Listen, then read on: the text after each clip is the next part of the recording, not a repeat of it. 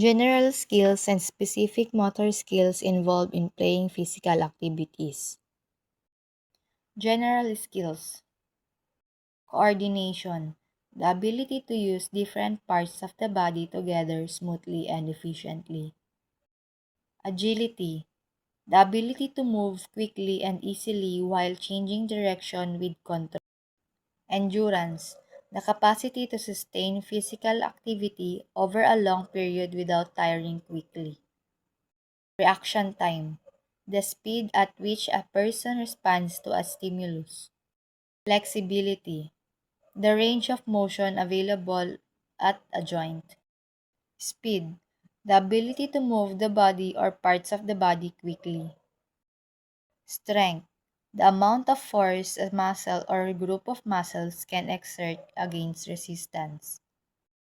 Balance.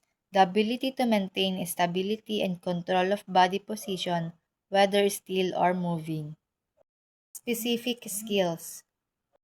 Running. Moving quickly on foot to chase, escape, or reach a goal.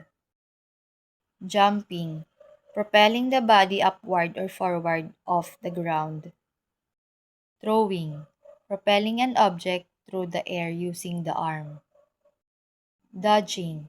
Moving quickly to avoid being tagged or hit. Catching. Receiving or stopping a moving object with the hands or body. Balancing. Maintaining stability while standing or moving. Hopping. Jumping on one foot repeatedly. Kicking. Striking an object with the foot.